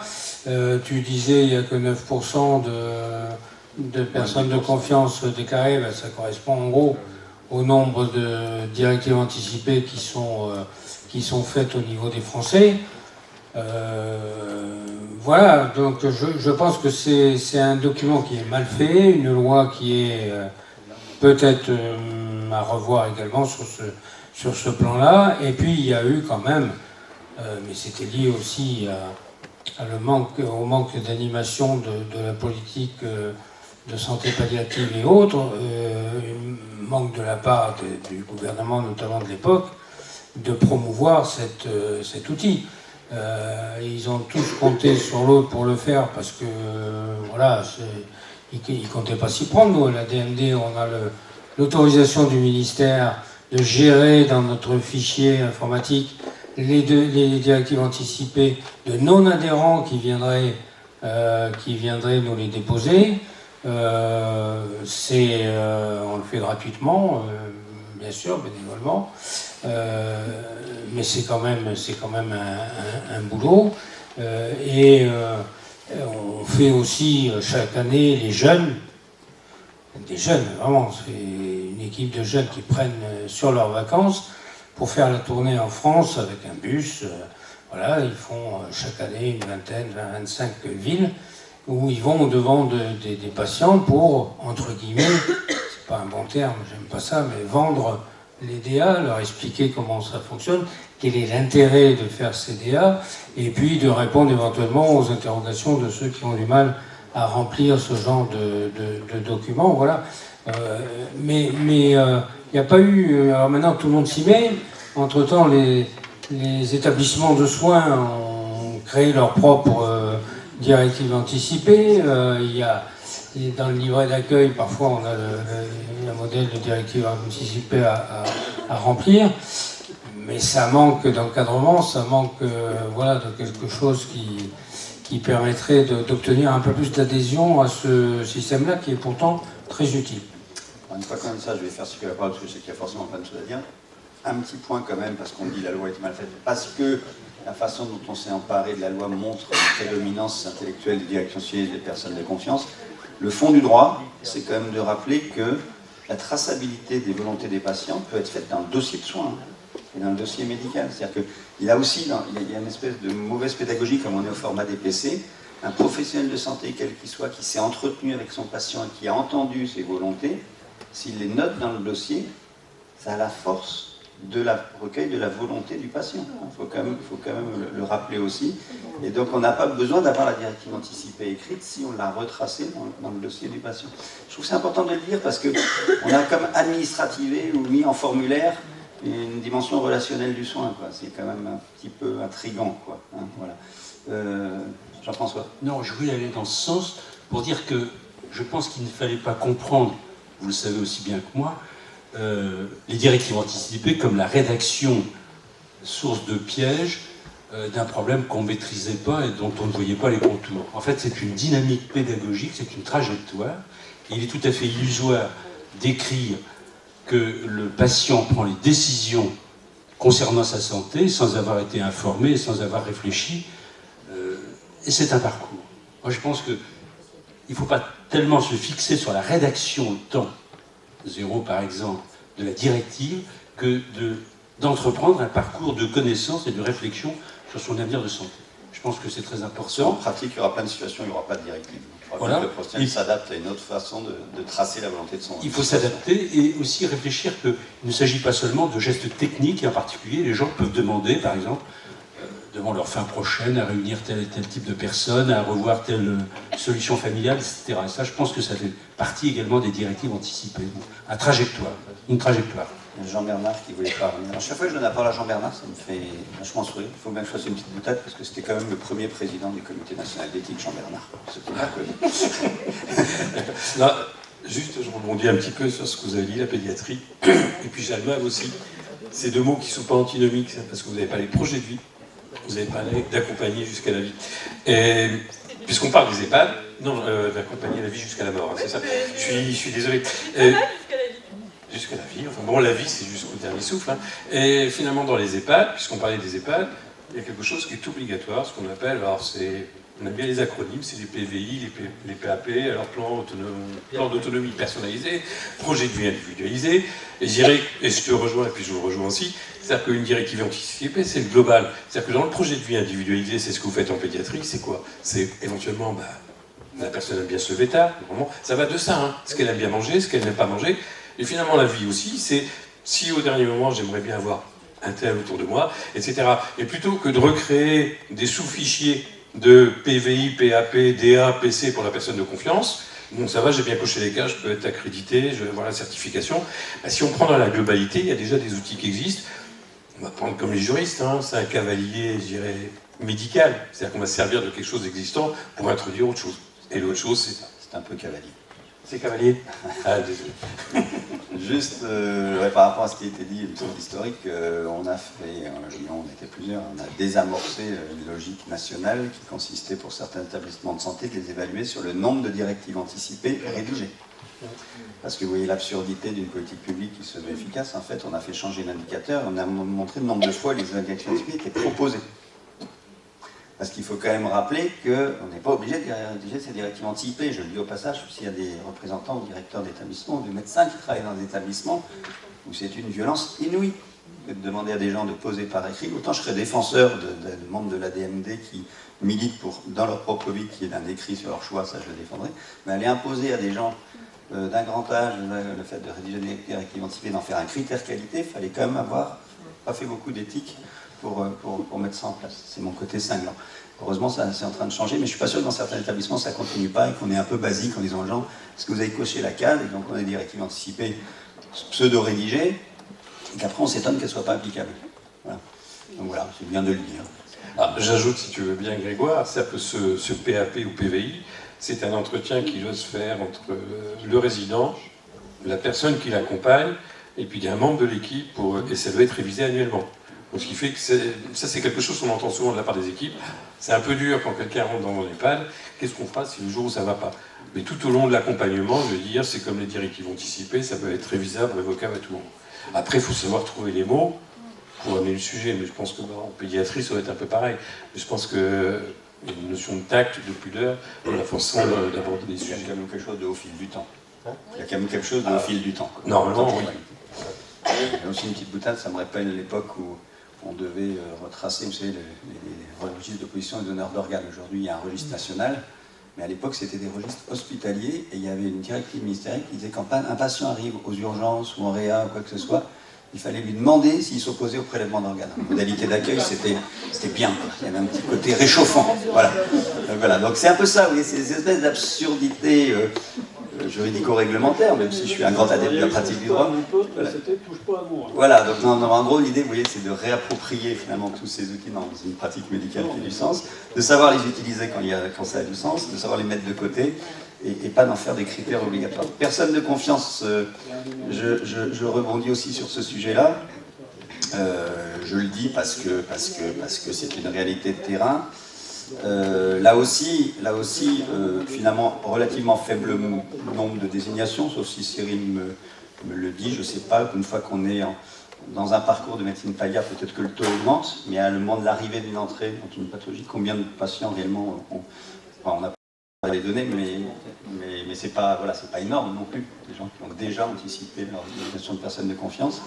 Et quand je vous dis que la loi pourrait peut-être évoluer, il y a quand même pas mal de données qui disent que l'unicité de la personne de confiance, un format d'IPC, il faut que je fasse gaffe parce que je dis que la règle n'est pas la bonne, mais quand même l'unicité, désigner une personne de confiance pose question dans beaucoup de prises en charge, puisqu'en réalité on sait que c'est une famille, c'est plusieurs proches, et que déterminer une hiérarchie de choix, pourquoi l'une serait plus de confiance que l'autre, est un argument juridique, mais qui correspond à beaucoup de situations, qui correspond pas à beaucoup de situations cliniques parfois. Alors pourquoi le législateur en voulait en mettre une en disant c'est plus simple, quoi. Quand il y en a un qui témoigne, ça veut dire que quelque part sa voix primerait, mais en pratique on sait que c'est pas le cas. Voilà. Et que c'est que dans une situation de conflit extrême, une décision très complexe, qu'on va faire primer juridiquement la personne de confiance sur les autres. Donc voilà, quand on enseigne sur la personne de confiance, on pourrait dire qu'un patient peut désigner, donc on doit repérer pour un patient les personnes qui sont de confiance autour d'elle. Je ne sais pas ce qu'en pense Cyril. C'est les acteurs du soin, les acteurs proches qu'il faut associer au soin et pas un seul. Quoi. Oui, alors c'est vrai qu'il y a des patients qui désignent plusieurs personnes de confiance et quand on leur précise que c'est plutôt une que plusieurs, ça peut poser souci parce que ce partage aussi des différentes consultations avec peut-être plusieurs membres de la famille et en qui il a confiance pour témoigner à un moment donné de sa situation s'il ne pourrait plus le faire, elle peut se faire avec plusieurs personnes. Donc c'est vrai que les personnes qui souhaitent désigner plusieurs personnes de confiance ne comprennent pas que ce soit pas possible, en tout cas légalement possible. Après, en soins palliatifs, je sais pas si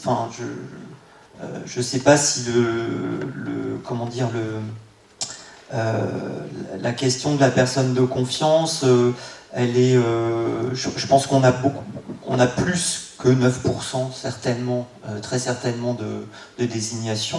Après, je ne peux pas dire que nous, par exemple, on est à 100% dans les situations palliatives. Donc c'est des choses qui, nous aussi, nous questionnent et qu'il faut qu'on améliore aussi. J'ai un sujet un peu connexe de tout ça sur directement les personnes de confiance qui sont... pardon, excusez-moi, Anne, allez-y, je ne savais pas. Non, je voulais juste dire que peut-être encore une fois c'est une histoire de timing, c'est-à-dire penser à l'objectif plutôt que de penser à l'écoute. D'abord l'écoute, donc de toute façon l'intérêt de ces deux dispositifs, c'est quand même d'aider les personnes à commencer à parler, à commencer à envisager, et peut-être même à en parler à leur entourage. Et donc ça c'est le premier... Le prétexte à ouvrir un dialogue. Voilà, donc la chose la plus importante c'est la parole, l'écoute, la collaboration, la co-construction de sens, et puis après s'il y a quelque chose, tant mieux. Après il y a quelques remarques qui peuvent arriver.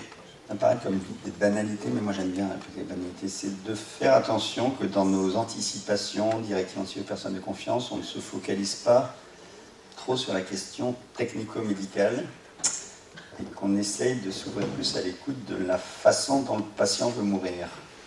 Alors moi, j'en ai parlé à midi avec je ne sais pas qui, je gère la chambre mortuaire du CHU.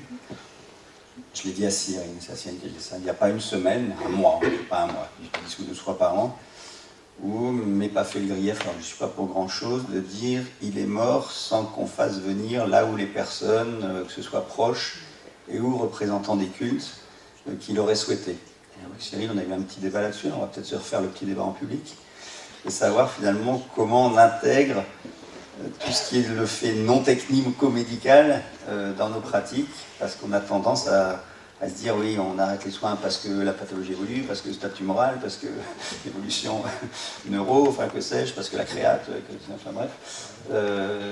Voilà, comment on rattrape tout ce reste, est-ce qu'il y a à nous de le rattraper, Cyril ? C'est vrai que c'est une discussion qu'on a eue ce midi. En tout cas, nous, dans nos évaluations en soins palliatifs, c'est quelque chose qui occupe nos entretiens, qui n'est pas de l'ordre forcément du systématisme à chaque entretien, mais en tout cas, ça occupe aussi nos échanges parce que on intègre la personne dans son histoire, dans une biographie et dans ce qui l'anime. Après, je pense que c'est aussi quelque chose qui doit se faire en lien, en tout cas, doit venir aussi du patient et aussi de ses proches. La question de la spiritualité, c'est une question, je trouve, très intime. Faut comment dire, quand on fait le point avec les personnes, faut pouvoir accéder à cette intimité-là. La personne n'a pas forcément envie d'aller jusque-là dans nos échanges. Et c'est vrai que c'est aussi de la responsabilité de tout à chacun de questionner, d'aller penser cette question de la spiritualité. Alors c'est vrai que dans le débat qu'on a eu ce midi, c'est est-ce qu'ils sont en connaissance, en tout cas à l'hôpital, de la possibilité d'avoir un représentant du culte qui vienne les voir. Il y a Alors, il y a de l'information qui est faite par affichage dans certains services, mais il y a des équipes qui permettent aussi de faire cette information-là. Mais peut-être que c'est encore assez mal connu, le fait qu'il y ait cette possibilité au sein des établissements. Après, voilà, c'est une rencontre aussi avec des personnes. Jusqu'où on va dans des échanges dans l'intimité, ça c'est une question qui reste parfois un petit peu en suspens pour nous. Alors, François, c'est une question qui était chère, ça. Oui. La spiritualité dans le soin. D'accord. Je n'en suis pas le spécialiste, mais j'accepte volontiers de dire quelques mots. Et je commencerai, si vous le permettez, par un souvenir qui m'est revenu tout de suite à l'époque où j'étais externe à Bordeaux. Je me souviens de mes premiers stages d'externat, c'était, je crois, en 1967, je crois que c'était pas hier. Et je me rappelle un monsieur qui était en train de mourir, et le patron, dont je me rappelle encore le nom, a pris un air sentencieux en disant « Je ne peux plus rien, faites venir ces messieurs du clergé ».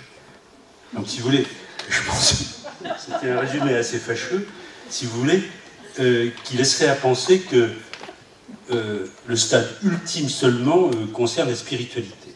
Alors, en fait, je pense que c'est en raison de la modestie de Cyril que tu n'as pas fait état, mais je pense que les soins palliatifs dans leur ensemble sont empreints de cette dimension spirituelle de toute personne.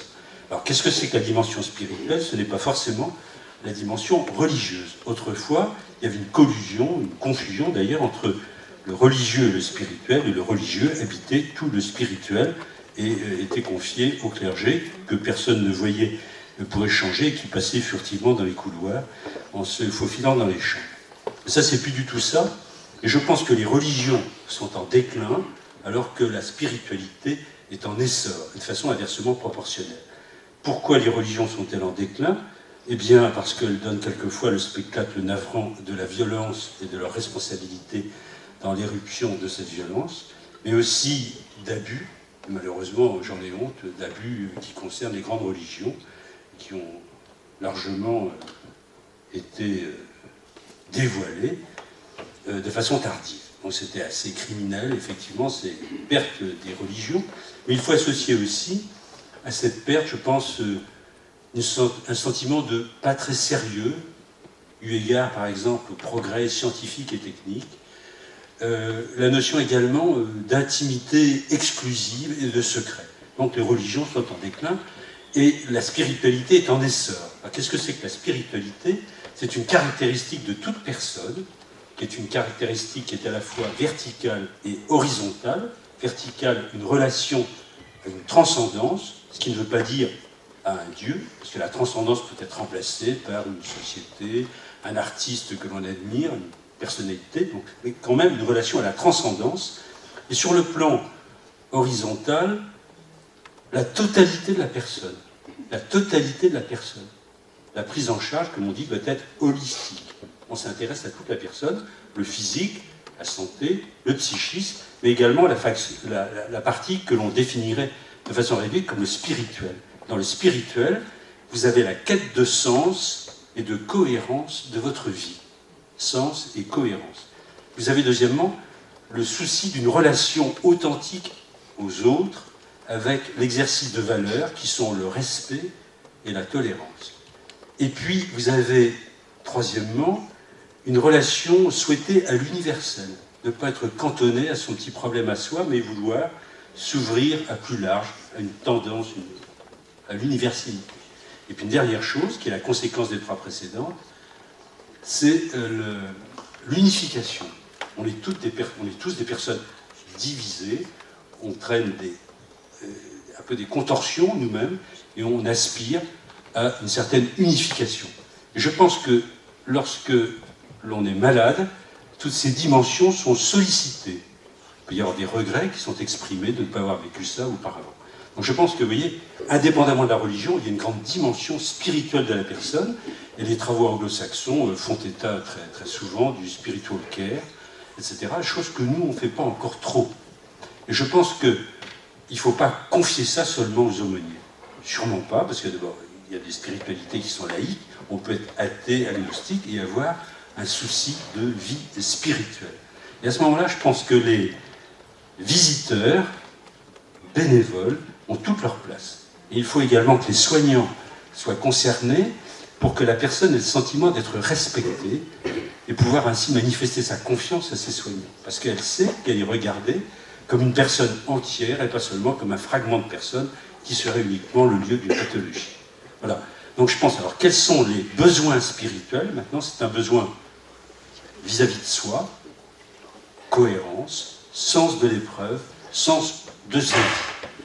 Relation avec les autres, quelquefois de vouloir remettre au point certaines difficultés qu'on a vécues, peut-être demander pardon, pardonner, rencontrer. Ça, c'est des choses qui sont très importantes.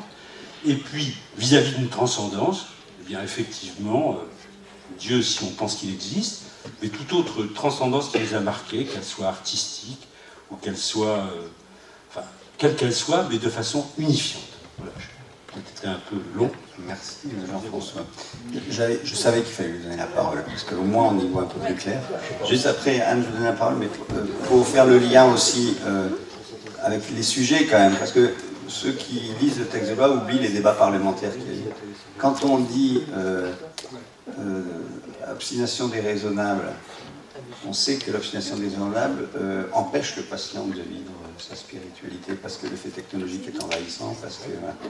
Donc c'est aussi pour penser à ça. Puis à un moment, la juste articulation de passer de la technique à la réhumanisation, non pas que la technique soit mieux, mais la réhumanisation spirituelle, c'est aussi important dans ce débat de la fin de vie. C'est la philosophie même de Jean Leonetti, il ne faut pas l'oublier dans son texte de loi. Et quand, par contre, aussi je le dis parce que c'est important, parce que ça m'a été rapporté, et c'est souvent rapporté dans les débats, quand la sédation profonde et continue est mise en place, alors qu'on n'a pas informé le patient et qu'on n'a pas dialogué avec le patient, on fait taire ce temps-là. Oui, bien sûr. On fait taire. Alors bien sûr, vous allez dire dans les équipes qui sont là, ça n'arrive jamais. Mais quand on vous explique, parce que j'ai été chargé de l'analyse de la crise Covid, vous savez, Jean-François Delfrécy en EHPAD, comment les fins de vie se sont passées, pour regarder, toutes ces dimensions ont été mises sous le tapis. Voilà, il faut le dire, quoi. C'est-à-dire que finalement, les gens sont morts avec la négation de ce qu'ils étaient. Voilà. C'est assez dur, mais je pense que si on n'a pas une critique de ce qu'on a pu collectivement, hein, avec tous notre part de responsabilité, laisser faire, ça veut dire qu'il y a un risque de l'oublier, cette dimension. Alors moi, je suis à la bout de la chaîne du soin, la chambre mortuaire du CHU. Mais comme je l'entends encore, c'est pour ça que j'étais heureux qu'on en parle. Une fois qu'on a dit ça, je sais que dans cette salle, plein de gens le savaient déjà. Le problème, c'est pas ceux qui sont là, c'est pas nous qui sommes là, il faut que quelque part on réactive tout ça, parce que dans la salle, vous êtes quasiment venus parce que vous étiez convaincus que le sujet était important. Mais sur l'ensemble d'un système de santé, d'une organisation du système de santé, il faut qu'on continue à porter cette question-là. Anne? Oui, ben la quête de sens, moi ce qui me vient de mon expérience d'accompagnante, c'est aussi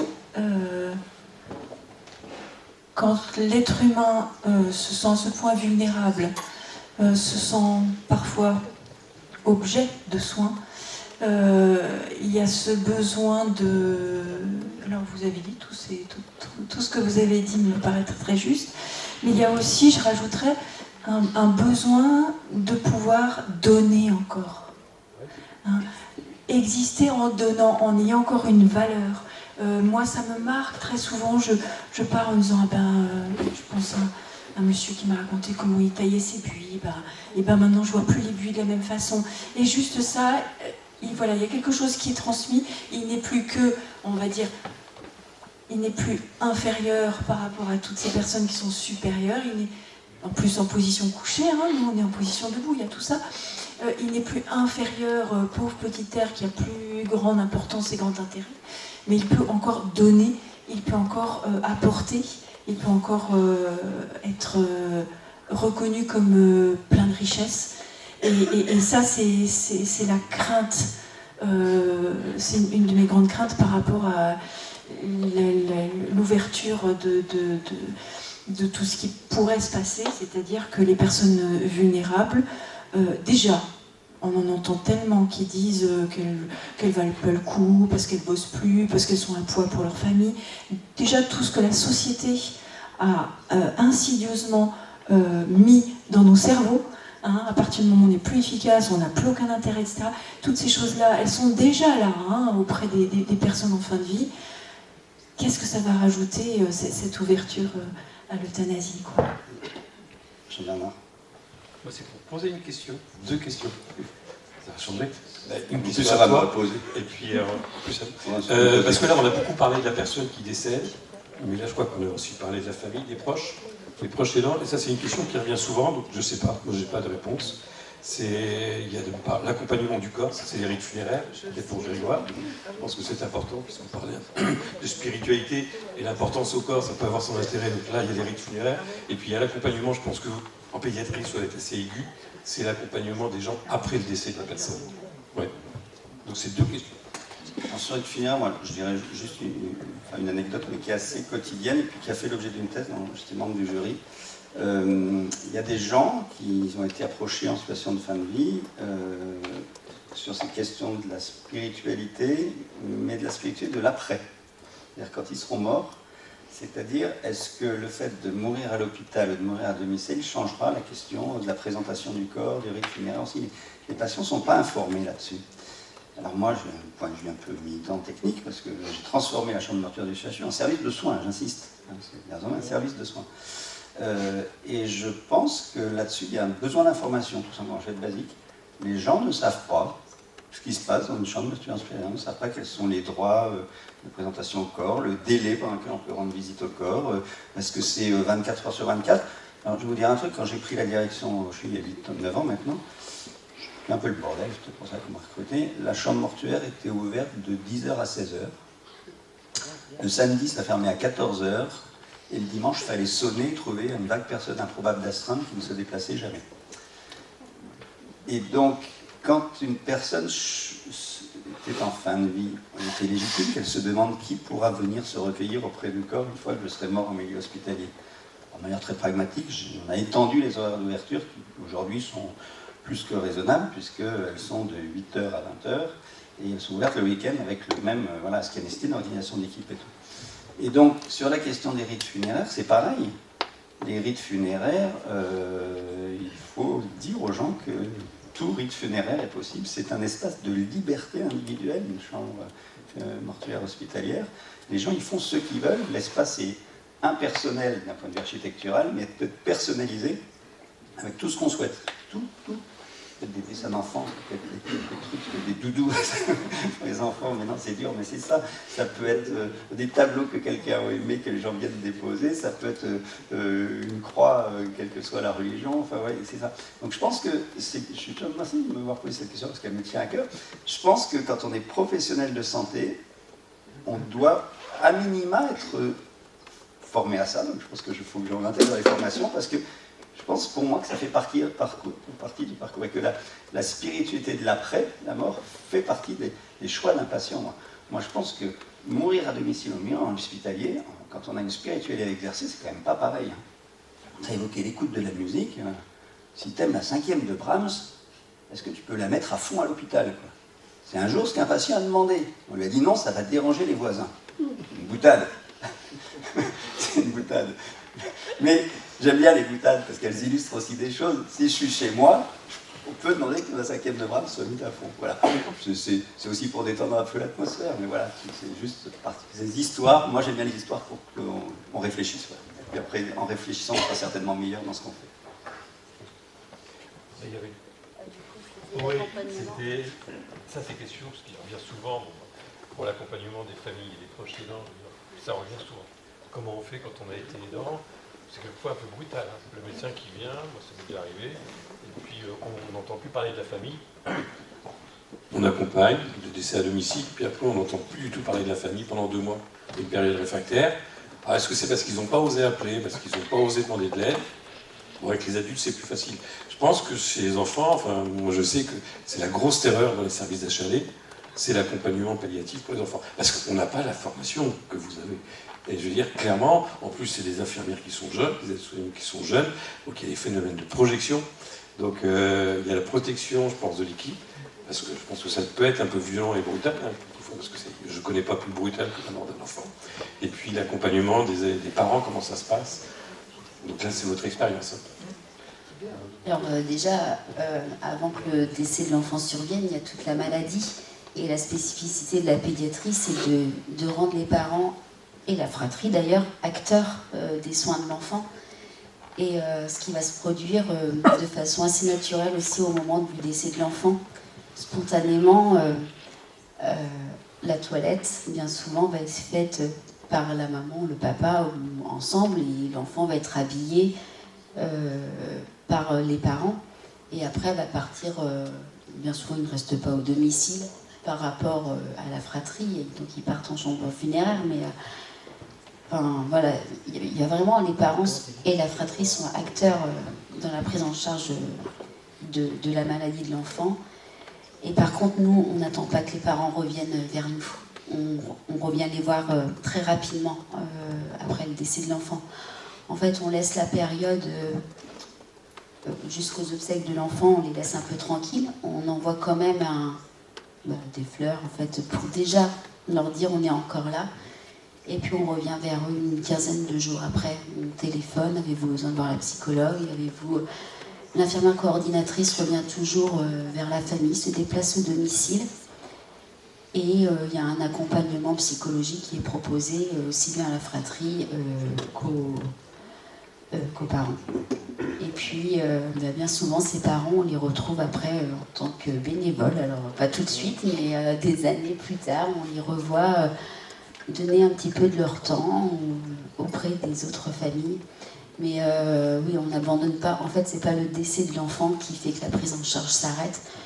Mais ça, c'est aussi vrai pour l'adulte, parce que moi, je vois souvent les équipes mobiles de soins palliatifs, quand même, elles reviennent assez souvent au domicile de l'adulte, ou en tout cas, elles laissent la porte ouverte en disant qu'elles sont là si besoin. En fait, la prise en charge ne s'arrête pas au décès.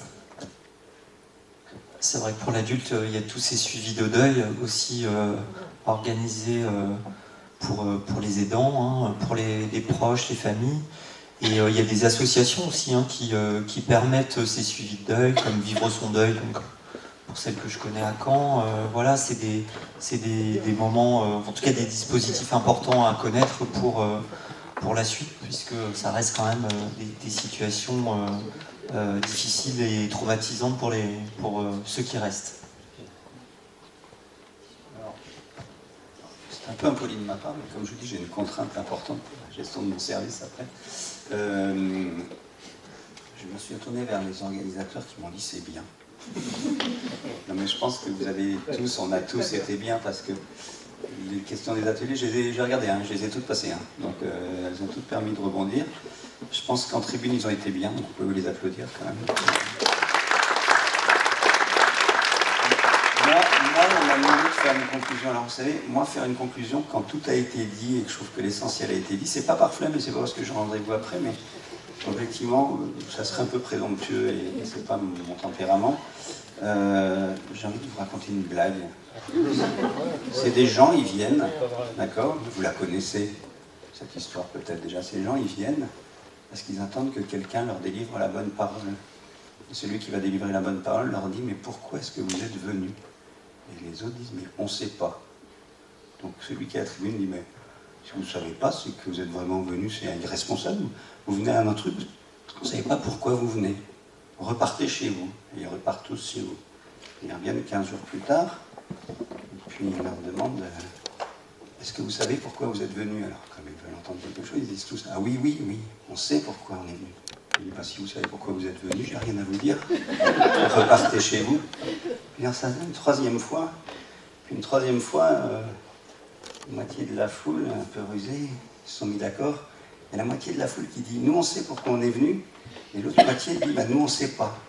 Et il leur dit, mais parlez-vous entre eux et tout ira bien.